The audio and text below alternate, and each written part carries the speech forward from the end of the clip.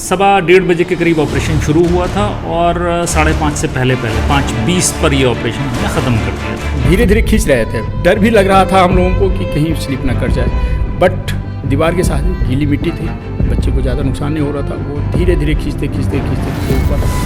Situation tough था इसमें no doubt, क्योंकि जो बोरवेल का डेप्थ था, जो उसका रेडियस था, बोरवेल का जो रेडियस था अराउंड 14 से 15 इंच, उससे ज़्यादा नहीं था। तो वो एक चैलेंजेबल था। 5 सेकेंड का जो वक्फा था, जब बच्चा बोरवेल के ऊपर आ रहा था, तो ऊपर से मेरे मुंह से अनायास बेटा सुरक्षित आ जा, बेटा सुरक्षित आ जा, एक अनायास आवाज़ आ रहा था और भगवान को याद कर रहे थे। उसमें भी हम कामयाब नहीं हुए, क्योंकि नीचे पानी था, अंधेरा था और बच्चा रो रहा था। वो किनारे पड़ करके ऊपर देख रहा था, लेकिन कुछ रास्ता नहीं दिख रहा था। डिफरेंट मेथड्स ट्राई किए गए, सारी डिवाइसेस इम्प्रोवाइज्ड होती हैं। इवन जिस डिवाइस से इस बच्चे को निकाला गया, वो वहाँ पर प्रशासन की मदद से वहीं बनवाई गई। बिहार के नालंदा में 2 दिन पहले जो बोरवेल में एक 4 साल के जो मासूम फंस गए थे शिवम, उसका रेस्क्यू करके निकाल लिया गया।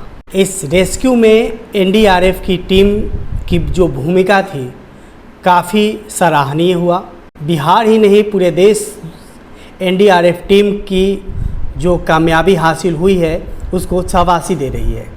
इस वक्त मैं बीठा में हूँ और बीठा एनडीआरएफ कैंप में मौजूद हूँ।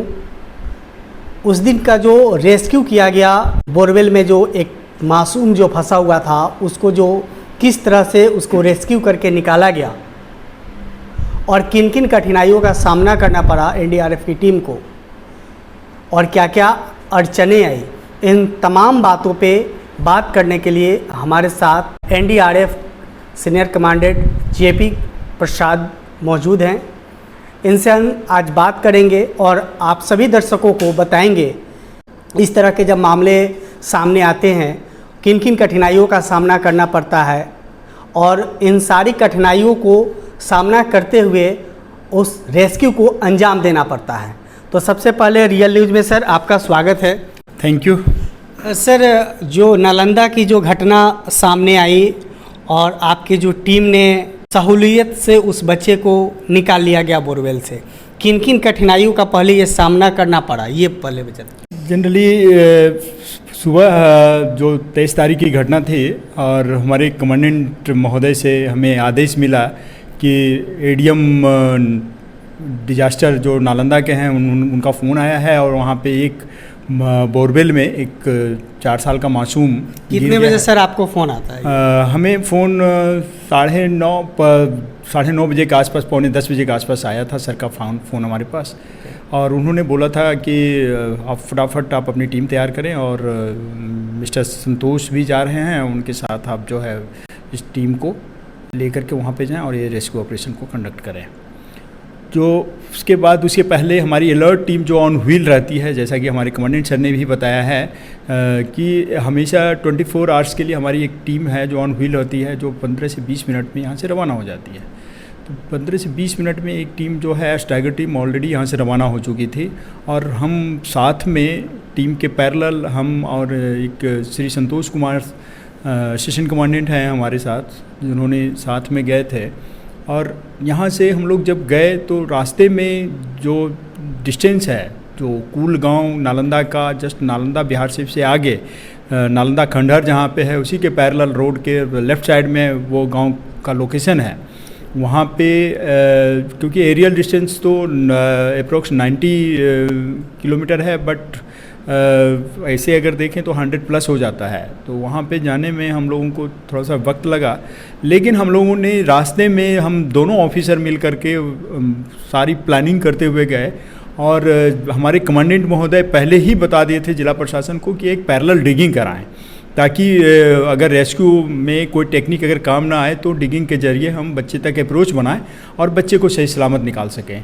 इस क्रम में प्रशासन काफ़ी मुस्तैद थी, अलर्ट थी। उनको फिर मेरा नंबर उनको दे दिया गया और उनका नंबर मुझे मिल गया। मैं कंटिन्यू उनसे बात करता रहा। कुछ रेस्क्यू टेक्निक, कुछ गैजेट्स जो हमें बनाने होते हैं वो हमने तैयार करने को उनको बोला और साथ में सीसीटीवी कैमरा वहाँ पे लगवा लिया। और उसके बाद फिर सबसे ज़रूरी चीज़ था कि बच्चे तक ऑक्सीजन पहुँचाना, क्योंकि उतना डेप्थ में बच्चे को सर्वाइव करने के लिए लॉन्ग टाइम तक ऑक्सीजन की सख्त ज़रूरत होती है। तो जिला प्रशासन ने वो सारी चीज़ें वहाँ पे अवेलेबल करा रखा था और तकरीबन सारी चीज़ें फ़ोन पे होते हुए हम लोग रास्ते सफ़र कर रहे थे और 1 बजे के आसपास हम लोग वहाँ पे पहुँच गए। पहुँचने के बाद हम लोगों ने सीन को सिक्योर किया पूरी तरह से। वहाँ पे मीडिया कर्मी और लोकल पब्लिक बहुत सारे लोग थे। हमने भीड़ को थोड़ा सा प्यार से हैंडल किया और जिला प्रशासन के साथ सारी चीज़ों को समझ करके देख करके बच्चे की हालत को देखा।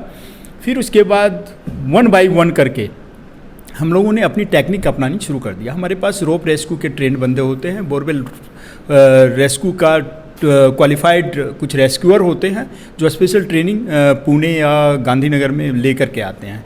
तो उसमें से कुछ थे हमारे साथ, सब इंस्पेक्टर अमित और 1-2 लोग थे। सारे लोग वहाँ पे मौजूद थे, सब टीम का हिस्सा थे। और उसके बाद सारे रेस्क्यूअर ने अपनी अपनी प्लानिंग किया। तो उस प्लानिंग के दौरान हमने रोप के ज़रिए सबसे पहले एक बैग को उसमें डालने की कोशिश किया ताकि, और उसमें सबसे पहले हमने पानी और बिस्किट बच्चे तक पहुंचाया। बच्चा रो रहा था और रोते रोते चुप हो जा रहा था। कितनी गहराइयों में वो बच्चा फंसा हुआ था सर? तकरीबन 55 से 60 फीट के गहराइयों में बच्चा था। और आप जब फर्स्ट पॉइंट उस जगह पे आप जब गए तो आपने जब उस जगह को आपने देखा होगा तो क्या लगा कि सर उस बच्चे को आप रेस्क्यू करके आप निकाल पाएंगे? सिचुएशन टफ था इसमें नो डाउट, क्योंकि जो बोरवेल का डेप्थ था, जो उसका रेडियस था, बोरवेल का जो रेडियस था अराउंड 14 से 15 इंच, उससे ज़्यादा नहीं था। तो वो एक चैलेंजेबल था। वो बीच का जो गहराई का, हाँ, वो उसी को रेडियस हम बोल रहे हैं, जो मात्र मतलब उसमें कोई किसी एडल्ट पर्सन को घुसना बड़ा मुश्किल था। बच्चा था इसलिए, वो छोटा बच्चा था इसलिए वो गिर गया था। अदरवाइज बड़े लोग शायद जाते तो फंस जाते, ऊपर ही अटक जाते। तो वो इतना ही नैरो था वो, और नीचे पानी था। और बच्चा जो, क्योंकि कैमरा के जरिए हम वॉच कर पा रहे थे, नंगे आंखों से हम देख नहीं पा रहे थे, क्योंकि अगर कैमरा न चले तो बच्चा दिख भी नहीं रहा था, क्योंकि अंदर जा कर के अंधेरा हो जा रहा था और बच्चे की रोने की आवाज़ आ रही थी। लेकिन कैमरा कंटिन्यू लगाने से और ऑक्सीजन वहाँ पे प्रोवाइड करवाया गया। हम लोगों ने ऑक्सीजन को फ्लो भी डबल कर दिया था, जा कर के बड़ा सिलेंडर लगवा दिया था, ताकि बच्चे को ऑक्सीजन की कमी ना महसूस हो और बच्चा लॉन्ग टाइम तक सर्वाइव करे, ताकि हम बच्चे तक अप्रोच बनाएं और बच्चे को सही सलामत निकाल सकें। इसी क्रम में हमने जिला प्रशासन से बोला कि आप डिगिंग का काम को और फास्ट कर दें। उन्होंने 2 पोकलाइन और 3 जेसीबी लगा करके डिगिंग का काम करवा रहे थे। पैरेलल डिगिंग चल रहा था और वो डिगिंग करीब ऑपरेशन कंडक्ट करने तक लगभग 25 से 30 फीट गहरा खुदवा दिया गया था। लेकिन फिर भी वहाँ तक पहुँचने में हमें टाइम लगता। मतलब आपके पहुँचने से पहले जो 25 से 30? नहीं, पहुँचने के पहले नहीं, पहुँचने जिस समय हम पहुँचे उस समय 8-10 फुट गहरा हुआ था, 8-10 फुट। उसके बाद हम लोगों ने और फास्ट करवाया उसको। हमने बोला कि आप काम ना रोको, क्योंकि हम सारा टेक्निक अपना रहे थे, क्योंकि बच्चा छोटा था, समझ नहीं रहा था, बच्चे तक आवाज़ नहीं जा रही थी। तो थोड़ा सा अंदर से डर सा लग रहा था कि कुछ अनहोनी ना हो जाए बच्चे के साथ। इस चीज़ को लेकर के हम लोग बहुत चौकन्ने थे और सारे लोग, प्रशासन के लोग भी बड़ा अलर्ट थे। डॉक्टर की टीम आई हुई थी, बुला रखा था उन्होंने, एक एम्बुलेंस आया हुआ था। लेकिन उसके साथ ही हम लोग जो रेस्क्यू टेक्निक अपनाने लगे, जो हम लोगों ने ट्रेनिंग में हासिल किया है, कि फर्स्ट टाइम हमने क्या किया कि एक वही जो बैग डाल करके अपनाया, वो टैक्टिस अपनाया और साथ में उसकी माँ से बात करवाया। उसकी माँ की आवाज़ बच्चे तक पहुंचाने की कोशिश करा कि शायद बच्चा हमारी बात ना फॉलो कर पाए, शायद अपनी माँ की बात को फॉलो करे। जी। तो माँ की बात को फॉलो कर, फिर भी देखे कि जब हम झोला वाला जो थैला वाला जो टेक्निक था वो फेल रहा, नहीं कामयाब हो सका। फिर हमने दूसरा तरीका अपनाया, एक रनिंग नोट बनाया। जो रोप के जरिए हमने एक रनिंग नोट बनाया, जिसमें वो रनिंग नोट बेहतर होता है कि अगर उसमें हाथ बच्चे का फंस जाए तो वो धीरे धीरे वो टाइट हो जाता है। दोनों हाथ में अगर फंसा लेता बच्चा तो फिर हम शायद आसानी से उसको खींच लेते ऊपर। तो वो चीज़ भी मैंने प्रयास किया काफ़ी। और हमारे जो संतोष सर थे साथ में, वो खुद लगे हुए थे, एक ऑफिसर खुद वहाँ पे ये सारी टैक्टिस अपना रहे थे और मैं वॉच कर रहा था और कोऑर्डिनेट कर रहा था। कोई चीज़ की ज़रूरत हो रही थी वो मैं वहाँ पे अवेलेबल करा रहा था। तो इस क्रम में जब देखे कि रनिंग नोट भी कामयाब नहीं हुआ, फिर हमने एक जो झूला टाइप का जो टैक्टिस होता है, वो भी एक लकड़ी का तख्ता बना करके उसमें होल करके वो भी अपनाया, वो भी गया, बट बच्चा झूले पे भी नहीं बैठ पाया और बच्चा रो रो करके बीच में चुप हो जा रहा था। तो और हम लोगों को डर लग रहा था कि बच्चे के साथ कुछ गड़बड़ ना हो, और ऑक्सीजन कंटिन्यू हम दे रहे थे और डिगिंग का काम इसी बीच पैरेलल उसको और फास्ट करा दिया था हमने कि डिगिंग करते रहें आप, क्योंकि अगर इधर से हम कामयाब नहीं हुए तो दिक्कत आएगी। फिर उसके बाद हमने एक दूसरा तरीका अपनाया, जो एल टाइप का हुक बनाया लोहे का, और रोप के जरिए उस हुक पे उसमें कपड़े लपेटा। कपड़े लपेटने के बाद ताकि बच्चे के शरीर को नुकसान ना हो, इसलिए वो एल टाइप का, और हमने कोशिश ये किया कि बच्चे के दोनों पैर के बीच में अगर वो एल टाइप का हुक अगर फंस जाए तो धीरे धीरे उसको खींचा जा सकता है। बट बच्चे उसमें भी हम कामयाब नहीं हुए, क्योंकि नीचे पानी था, अंधेरा था और बच्चा रो रहा था, वो किनारे पड़ करके ऊपर देख रहा था, लेकिन कुछ रास्ता नहीं दिख रहा था। इस क्रम में काफ़ी टाइम होता जा रहा था, हम लोगों की टेंशन बढ़ता जा रहा था, बट हम लोगों ने लगे रहे। उसके बाद दूसरा मेथड हमारे जो संतोष सर थे, उन्होंने बोला जिला प्रशासन से कि अगर संभव हो तो हमारे लिए एक पाइप का व्यवस्था किया जाए, जो क्योंकि रस्सी 55-60 फीट जाने के बाद रस्सी हमारे कंट्रोल में नहीं होता है नीचे, क्योंकि उसको जिधर चाहेंगे उधर घुमाना बड़ा मुश्किल होता है। तो फिर हम लोगों ने पाइप वाला टैक्टिस अपनाया और उसमें एल टाइप का हुक लगवाया, और उस पाइप को 15 फीट लंबा पाइप था, और उसके बीच में उसके जो सॉकेट होते हैं जॉइंट वाले, वो डबल साइज़ के जो सॉकेट होते हैं उससे जोड़ करके हमने 55 से 60 फीट बना लिया पाइप को, और उस पाइप को धीरे धीरे नीचे डाला, और उस एल टाइप को जो था वो उसके दोनों बच्चे को पैर में फंसाया। वो बनाने में हमें हालांकि 1.5 से 2 घंटे लग गए हमने जाते ही इक्विपमेंट बनाने के लिए, क्योंकि उसमें हमारा एक रेस्क्यूअर गया और वो जा करके उसको हेल्प करके क्योंकि वो आइडियाज़ दिया कि इस तरह का बनाया जाए ताकि बच्चे को नुकसान ना हो। फिर वही जो पाइप वाला जो इक्विपमेंट जो डिवाइस हमने बनाया, और वो इसमें एल टाइप का हुक टाइप का वो लगाया, और उसके बाद उसको 1 बाई 1 करके हमने ज्वाइंट किया, ज्वाइंट करके उसको पानी में डाला, उसमें डाले, और संतोष सर खुद लगे हुए थे जो बार बार बीच में मतलब मॉनिटर कर रहे थे और कैमरा भी देख रहे हैं और उस बच्चे को वॉच कर रहे थे। उसके बाद फंसाने के बाद धीरे धीरे करके उस बच्चा को किसी तरह से वो बच्चा उस पर बैठ गया। बैठने के बाद फिर ले करके आए और धीरे धीरे खींच रहे थे। डर भी लग रहा था हम लोगों को कि कहीं स्लिप ना कर जाए, बट दीवार के साथ गीली मिट्टी थी, बच्चे को ज़्यादा नुकसान नहीं हो रहा था। वो धीरे धीरे खींचते ऊपर अंततः करीब 5:10 या 15 मिनट पे हम लोगों ने बेहतर ढंग से बच्चे को निकाला। उसके बाद जैसे ही बच्चा आने वाला था तो उस समय हम लोगों ने पूरी तैयारी कर रखी थी, एम्बुलेंस वगैरह रेडी कर रखा था ताकि बच्चे को बिना देर किए हॉस्पिटल पहुंचाया जा सके, और ऑक्सीजन का व्यवस्था भी कर रखा था, डॉक्टर भी थे, सारी चीज़ें हमने वहाँ कर रखा था। कपड़े वगैरह लेकर के बच्चा पूरा लेट गया था मिट्टी और कीचड़ की से, उसको सही सलामत बाहर निकाले, और फिर उसके बाद हम लोगों ने राहत की सांस ली, और आखिरकार ये सभी जिला प्रशासन और सारे रेस्क्यूअर का सहयोग से उस बच्चे को हम सही सलामत निकाल पाए। इस समय बच्चे को आप निकाल रहे होंगे या निकल गया होगा, उस समय आपके मन में किस तरह की सवालें पैदा हो रही थी? वो 5 सेकेंड का जो वक्फा था, जब बच्चा बोरवेल के ऊपर आ रहा था तो ऊपर से मेरे मुंह से अनायास बेटा सुरक्षित आ जा, बेटा सुरक्षित आ जा, एक अनायास आवाज़ आ रहा था, और भगवान को याद कर रहे थे कि काश सुरक्षित हमारे बच्चे को निकाल लो ताकि कोई दिक्कत ना हो। और अंततः जब वो आया, जब वो हम लोगों के गोद में जब आया तो हम बड़े खुश हुए, और हमें लगा कि नहीं एक अच्छी कामयाबी मिली है और हमने इस बच्चे को सही सलामत निकाल पाया। आप कभी हिंदी मूवी तेजस्विनी आपने देखा होगा, सेम तेजस्विनी जो मूवी में एक कलेक्टर ने जो अपना रोल अदा किया है, उसमें भी उसका जो स्टोरी है तेजस्विनी जो मूवी है, उसमें भी एक 4 साल की मासूम बच्ची जो है लगभग 500 फीट गहरे बोरवेल में वो गिर गई है, और उस बोरवेल से उस बच्ची को निकालना काफ़ी ज़्यादा कठिन था, लेकिन जो उसमें महिला जो कलेक्टर है उनके बदौलत वो बच्ची उससे निकल पाई। सेम वहीं मूवी के आधार पर ये जो नालंदा की जो घटना घटी है, अगर आप मैच करें तो ये दोनों घटना बराबर देखी जा सकती है। सर, ये तो मूवी की बात हो गई और ये धरातल की बात हो गई, तो आप जब रेस्क्यू करते हैं ऐसे मामले में तो हो सकता है बहुत सारी ऐसी कठिनाइयों का सामना करना पड़ता हो, जैसे जिला प्रशासन की हो, लोकल पॉलिटिकल्स जो लोग होंगे या जो बच्चे के पेरेंट्स होंगे। जैसे अगर वक्त 5 घंटे या 4 घंटे का जो समय लगा, उस समय में तो काफ़ी सारी ऐसी बुराई भी वाली बात आती है, तो क्या सर उसको कैसे आप हैंडल करते हैं? जनरली यही चीज़ होता है कि हम लोग सबसे पहले कोशिश ये करते हैं कि जितना भी मीडिया कर्मी होते हैं, जहाँ लोकल पब्लिक होती है, तो उसको हम प्यार से कोशिश करते हैं कि आप थोड़ा सा दूर रहें, क्योंकि आप इंटरफेयर करेंगे तो हम शायद प्रभावित होंगे और हमें ऑपरेशन को अंजाम देने में दिक्कतें आएगी।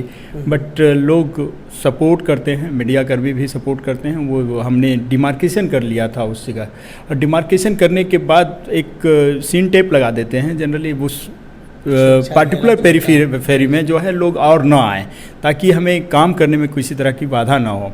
और इस तरह से एक प्रेशर तो रहता है। प्रेशर सबसे ज़्यादा होता है कि टाइम जैसा ही बीतता जाता है और बच्चे की जो अपनी जो सर्वाइव करने की जो कैपेसिटी है वो थोड़ा सा धूमिल होता जाता है, और बच्चे अंदर पानी में होता है, जिसको प्रॉपर हर चीज़ मिलना और प्रोवाइड करवाना बड़ा मुश्किल होता है। एक चैलेंजेज होता है ये, बट चैलेंजेस होता है, इसी की ट्रेनिंग हम लोग लेते हैं और हमारे रेस्क्यूअर इस तरह के अंजाम देते हैं। तो कोशिश यही रहती है कि हम बेहतर ढंग से कंडक्ट करें। सर अगर आपने उस समय पे तो पहुंच गए, लेकिन बाय द वे आपकी टीम या आप अगर नहीं पहुंच पाते, या बच्चे के लिए अगर समय की डिस्टेंस अगर देखा जाए कुछ और समय लग जाता, तो क्या बच्चे का बचना मुमकिन था क्या? ये हम कह नहीं सकते इस मैटर पे, उसकी कैपेसिटी के ऊपर है। लेकिन जिस स्थिति में बच्चा जो बाहर निकला, उस परिस्थिति के अनुसार क्या अनुमान लगाया जा सकता कि अगर 1 घंटे और अगर विलम्ब होती तो क्या वो बच्चा सुरक्षित निकल पाता? बच्चा, पहले तो मैं उस शिवम जो बच्चा था उसको मैं थैंक्स बोलूँगा, और बहादुर बच्चा है जिसने इतना देर सर्वाइव किया। और ऊपर क्या होता आगे तो नहीं कह सकते हम, कुछ भी हो सकता है। लेकिन कुछ ऐसे केसेस भी हुए हैं जैसे हमें हिम्मत नहीं हारनी चाहिए, और जिला प्रशासन और सभी के सहयोग से हमने मुंगेर वाला जो केस हुआ था, सना वाला केस, जिसको हमने करीब लगभग 65-68 आवर्स के बाद उसको सही सलामत डिगिंग करके निकाला गया था। यही वजह था कि उस डिगिंग की जो प्रक्रिया थी उसी को ध्यान में रखते हुए कि कहीं अगर हमारा टैक्टिस जो गैजेट्स जो हम बना रहे थे, जो सेफ्टी गैजेट्स जिसके ज़रिए उसको जो निकालने की जो कोशिश कर रहे थे, वो अगर कामयाब नहीं होता तो हमारे पास एक अल्टरनेट दूसरा उपाय था, वो डिगिंग करके। और उस जब तक हम बच्चे को निकाले उस समय तक 25 से 30 फीट तक डिगिंग हो चुका था वो, तो और हम उस पर ज़्यादा JCB और पॉकलेन से जो पैरेलल हम गड्ढा बना रहे थे, ताकि क्योंकि हमारा अल्टीमेटली एक ही टारगेट था, वो किसी तरह से बच्चे तक अप्रोच बनाना और बच्चे को सही सलामत बाहर निकालना। तो ऊपर वालों ने भी सहयोग किया, जिला प्रशासन का सहयोग था, मीडिया कर्मी और सारे लोग वहाँ पे जो लोग थे सभी का एक सहयोग रहा, और नतीजा ये हुआ कि हम बच्चे को सही सलामत निकाल सकें। सर इस तरह के मामले में अगर सबसे पहले देखा जाए तो कौन सा आपका गैजेट काम आता है? आप क्या पहले सोचते हैं इस तरह के मामले आते हैं? तो सबसे पहले हमारे दिमाग में ये जाता है कि बच्चे को सर्वाइव करने के लिए क्या चीज़ वहाँ प्रोवाइड करा जाए। पहला चीज़ होता है कि ऑक्सीजन, क्योंकि डेप्थ में जैसे ही हम नीचे जाते हैं तो वहाँ पे ऑक्सीजन की कमी होती है। तो बच्चे को सबसे पहले कि लॉन्ग टाइम तक वो सर्वाइव कर सके वहाँ पे ऑक्सीजन पहुँचाया जाए। वो उसके साथ हम कोशिश करते हैं कि बच्चा ज़्यादा टाइम से अगर पानी अंदर फंसा पड़ा है तो उसको खाने पीने की चीज़ें भी मुहैया करा दिए जाए, ताकि वो लॉन्ग लाइफ मतलब वो अपने आप को सस्टेन कर सके। और दूसरा कि उसको वॉच करने के लिए CCTV कैमरा वगैरह, और उसके बाद जो जितने भी रेस्क्यूअर जो होते हैं, जो गैजेट्स होते हैं हमारे पास, ख़ास करके अब तो इतनी तवज्जो दी जा रही है हमारे डायरेक्टरेट के तरफ से, ख़ास करके जो रोप रेस्क्यू कोर्स हम लोग करते हैं, बोरवेल रेस्क्यू कोर्स हम लोगों को कराया जाता है, CBRN कोर्स करवाया जाता है। तो इस तरह की ट्रेनिंग आज के डेट में हमारे कॉम्पिटेंट अथॉरिटी के द्वारा दिया जाता है, ताकि हम हर प्लेटफॉर्म पे बेहतर परफॉर्म कर सकें। और ये पता नहीं होता है कि कब और कहाँ और किस तरह का डिजास्टर आएगा, इसलिए हमें हर मौके और हर सिचुएशन के लिए अपने आप को तैयार रखना होता है। ऐसे रेस्क्यू के अलावे आपके और भी क्या क्या सुविधाएं होते हैं? आम लोगों को इसकी ट्रेनिंग किस तरह से दी जाती है, वो भी आप बता सकते हैं हमारे दर्शकों को? सर हम इसके लिए अक्सर, हाँ, आजकल हमारे जो NDMA का जो गाइडलाइन है उसके अनुसार बहुत बेहतर प्रोग्राम आजकल चल रहा है। हम बिहार में रह करके और जहाँ भी है हमारी बटालियन का जो AOR है उसमें हम CAP चलाते हैं, कम्युनिटी अवेयरनेस प्रोग्राम। कुछ वॉलंटियर्स होते हैं जो स्टेक होल्डर होते हैं, जो डिस्ट्रिक्ट लेवल पे होते हैं, उनको तैयार करते हैं। साथ में हम लोग पूरी साल कंटिन्यू हम ट्रेनिंग खुद भी करते हैं और ट्रेंड करते हैं। जो रेस्क्यूअर होते हैं, जैसे एसडीआरएफ को ट्रेन करना हमारा मैंडेट में है, हम लोग करते हैं। फायर वाले को भी ट्रेनिंग देते हैं, जिसमें मेडिकल फर्स्ट रिस्पॉन्डर के तौर पे ट्रेनिंग देते हैं। और NYKS नेहरू युवा केंद्र के बहुत सारे वॉलंटियर्स हैं, जिसमें सीतामढ़ी के करीब 510 सभी पिछली बार हम लोगों ने उसको ट्रेंड किया, और वो लोग अपने क्षेत्र में जा कर के बेहतर काम करते हैं। और हम चाहते हैं कि हमारे यहाँ जो आज जो प्रेजेंट सिनेरियो अगर देखें, अगर इसकी तुलना आप जापान से करें, तो जापान हमसे भी ज़्यादा आपदा प्रभावित कंट्री है, बट वहाँ पे कंपेरिजन टू थोड़ा सा रेस्क्यू उसका नुकसान कम होता है, क्योंकि वो ट्रेंड है और उसी रास्ते पे हम चल रहे हैं। और हम भी अब काफ़ी ट्रेंड हो चुके हैं।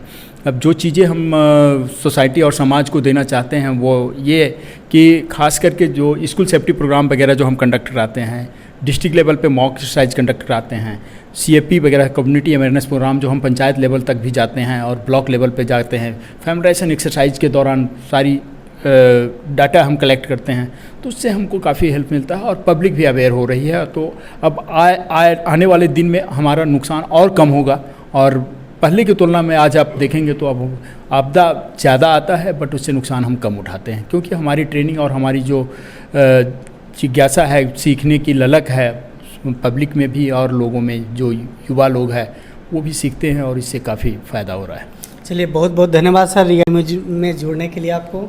चलिए, थैंक यू। इस वक्त मेरे साथ NDRF के कमांडेंट जयप्रकाश प्रसाद जी से इन सारी बातों पे आपको जानकारी दे रहे थे। आपको पता है कि आज से 2 रोज़ पहले जो बिहार के नालंदा में जो घटना घटी, एक बोरवेल में 4 साल का मासूम फंस गया था, उनको किस तरह से रेस्क्यू करना पड़ा NDRF की टीम को। तो उम्मीद करते हैं ये मेरा प्रोग्राम आप सभी को बहुत अच्छा लगा होगा। अगर आप हमारे इस खबर को अपने फ़ोन पे देख रहे हैं, स्मार्टफोन पे देख रहे हैं, यूट्यूब पे देख रहे हैं, फेसबुक पे देख रहे हैं, तो हमारे चैनल को सब्सक्राइब, लाइक और फॉलो ज़रूर करें। तब तक के लिए मुझे दीजिए इजाज़त। नमस्कार। खबरों की फास्ट ट्रेन में हो जाइए सवार। 30 मिनट में बिहार झारखंड की हर खबर, राजनीति, अपराध, खेल, मनोरंजन से लेकर व्यवसायी जगत पर नजर। आधे घंटे में 30 बड़ी खबरें। देखिए रियल न्यूज बिहार पर रोजाना रात 9 बजे।